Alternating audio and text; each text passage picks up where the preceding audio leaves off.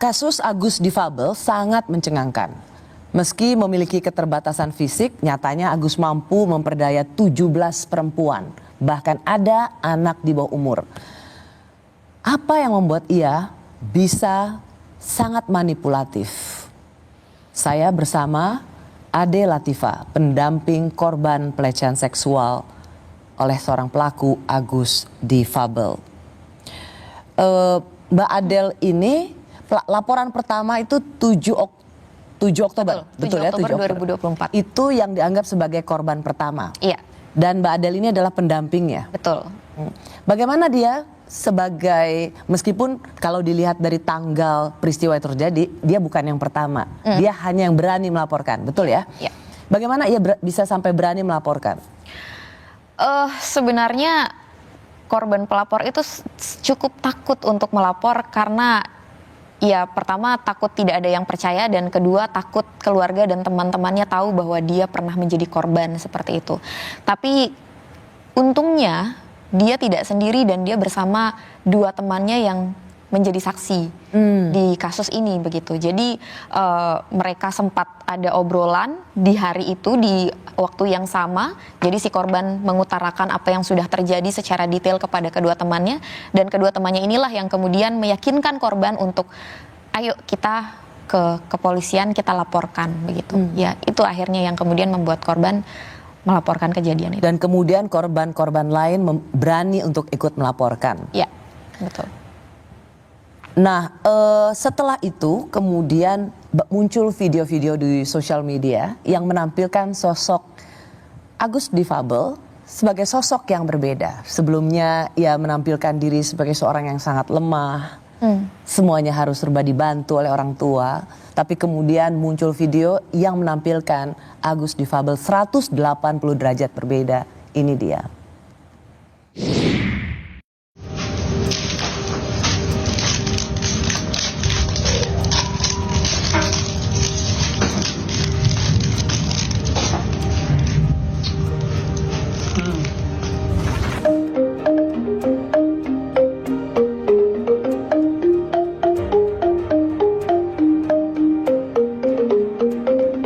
Berangkat nih, yeah.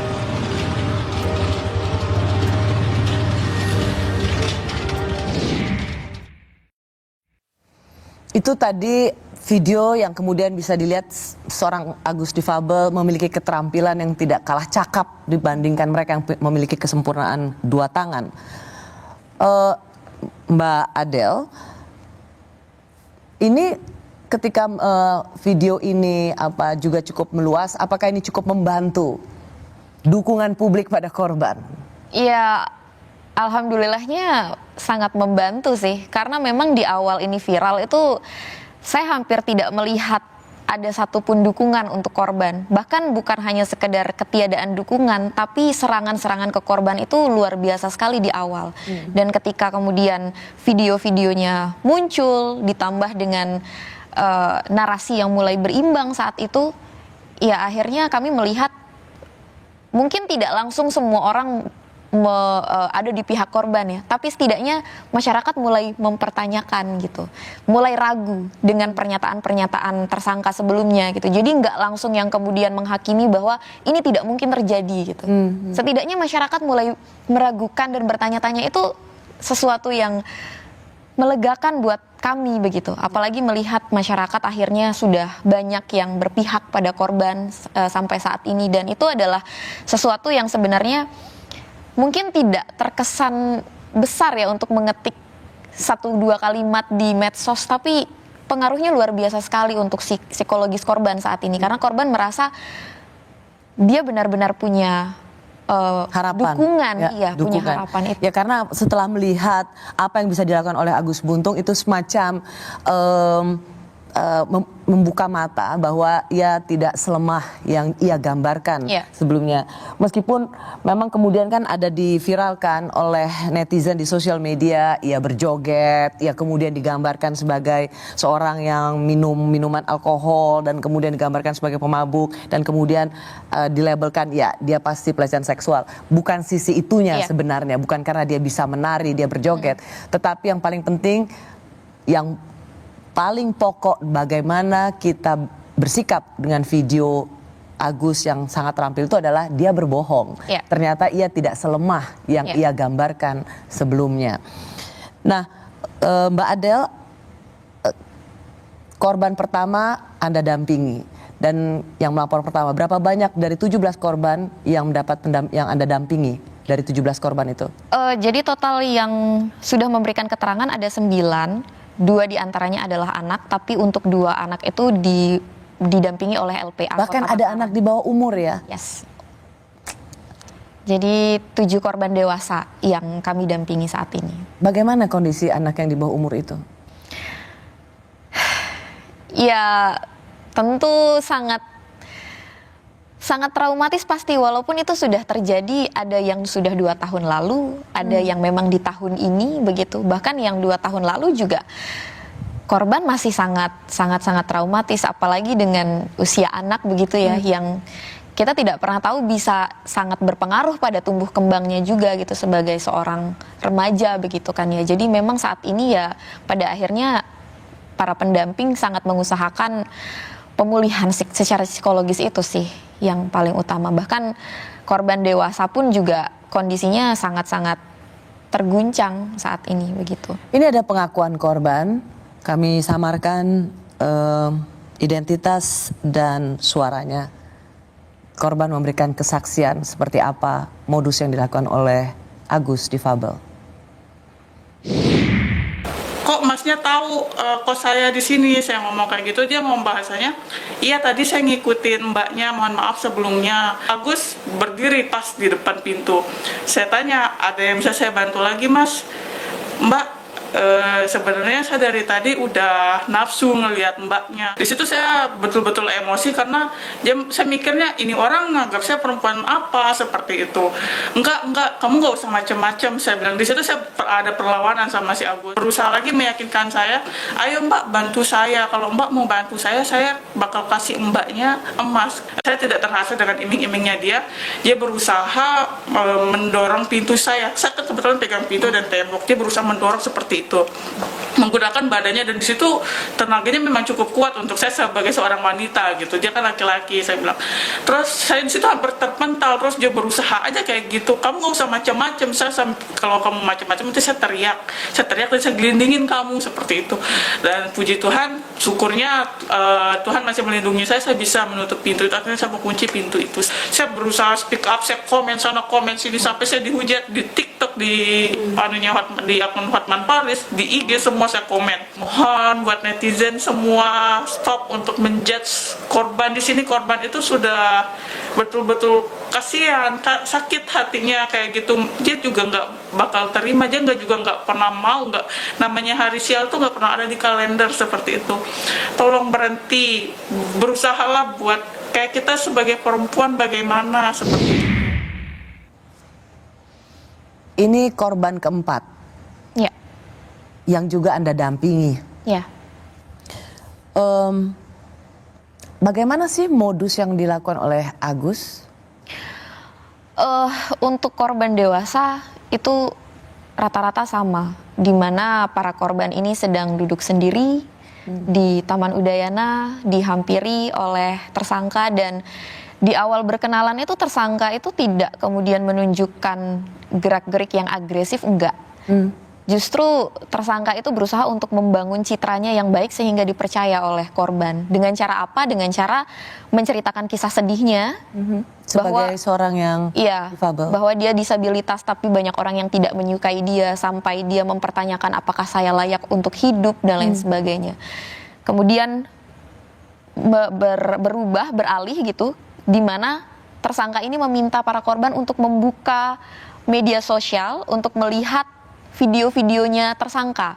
Video-video dia bermain alat musik, mengendarai kendaraan motor dan lain sebagainya, sehingga membuat korban ini merasa kagum. Dengan segala keterbatasannya, tersangka itu ternyata produktif dan dia bisa melakukan hal-hal positif. Jadi tidak ada kemudian kecurigaan sama sekali dari para korban ini bahwa tersangka ini adalah orang yang mengancam, itu tidak gitu. Ya dari situlah kemudian naik level, di mana si tersangka ini kemudian berusaha untuk mengajak para korban ini untuk berbicara terkait hal-hal pribadi. Jadi dia membangun komunikasi dulu dengan mengatakan dirinya seorang yang difabel, diremehkan, tidak diterima, padahal dia punya talenta, sehingga ada belas kasih, tapi kemudian muncul kekaguman. Disitulah dia kemudian memancing soal apa yang terjadi pada si perempuan ini yang menjadi korban pengalaman pribadinya. Betul. Dan disitulah jadi para korban kemudian menceritakan pengalaman pribadinya. Iya, sebenarnya tidak semua korban menceritakan pengalaman pribadinya gitu. Termasuk korban pelapor itu tidak banyak bercerita detail, itu enggak. Tapi memang respon-respon korban lewat ekspresi. Jadi kalau misalnya tersangka ini mengatakan, kamu ada masalah perkuliahan ya, yang orang tuamu tuh nggak tahu. Kamu ada masalah apa sih sama masa lalumu? Itu kan kalau misalnya korban dalam kondisi yang secara psikologis memang sedang ada masalah itu, mendengar itu kan kesannya kayak, kok dia tahu? Dan akhirnya korban ya semakin menangis. Padahal random aja kan itu? Random aja. Dan memang selalu begitu. Jadi kayak korban-korban lain pun juga akan. Jadi sebenarnya Agus tidak memiliki kemampuan untuk memiliki atau dia punya kemampuan untuk mengetahui apa yang terjadi pada perempuan ini. Ilmu-ilmu begitu ya? Enggak kan? Kalau bagi saya tidak. Karena memang ya ditembak aja. Dan memang orang-orang yang ditembak adalah orang-orang yang dalam kondisi psikologis sedang tidak baik-baik saja. Jadi mereka ke Taman Udayana sendiri itu adalah untuk memang menyendiri, untuk ya berusaha untuk mencari ketenangan lah begitu. Dan dari situ akhirnya korban-korban ini kan merasa kayak kok orang ini tahu gitu. Apalagi kemudian naik tuh di mana tersangka ini mengatakan bahwa dia punya solusinya untuk bagaimana para korban ini terbebas dari masalahnya, yaitu dengan mandi suci. Karena bagi tersangka, mandi suci itu akan menghilangkan dosa-dosa masa lalu sehingga masalahnya akan hilang juga gitu. Bagaimana para korban ini, para perempuan ini bisa percaya atau jatuh atau kemudian merasa bahwa Agus difabel ini bisa menjadi jalan keluar bagi persoalan hidupnya? Tidak, para korban tidak percaya. Para korban menolak. Para korban tidak ada yang mau diajak mandi suci. Tapi yang dilakukan setelah itu, yang memang pada saat itu korban merasa, kok bener ya, bahwa kok dia tahu ya bahwa saya punya masalah. Tapi korban nggak mau, menolak untuk disembuhkan dengan mandi suci, itu menolak. Cuma setelah korban ini menolak, muncullah ancaman itu. Asik. Gitu. Jadi ancaman bahwa, kamu kalau misalnya nggak mau, hidupmu bakal hancur loh. Saya akan beberkan semuanya ke orang tua kamu loh. Seperti itu. Mungkin kalau kita ya, Mbak Rosi, kalau kita dalam kondisi yang psikologisnya stabil, kita mikirnya pasti ya kalau kita diancam gitu ya lari aja nggak sih gitu ya. Tapi kan tidak sesederhana itu ketika kita dalam kondisi psikologis yang memang sedang tidak baik-baik saja begitu.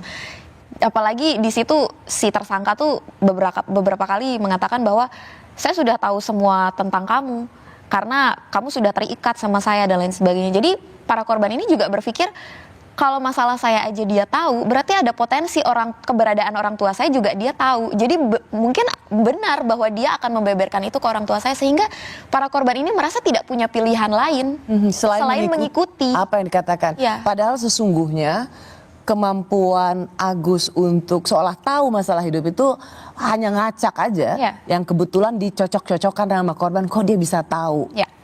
Jadi modusnya adalah dia mendatangi taman, melihat di mana ada perempuan yang menyendiri, ia datang ke situ dan ia mulailah dengan kemampuan membujuk dan kemudian bahkan mengintimidasi begitu ya, supaya persoalan hidupnya tidak diketahui orang lain dan kemudian dibawa ke homestay. Seperti itu selalu modusnya. Betul.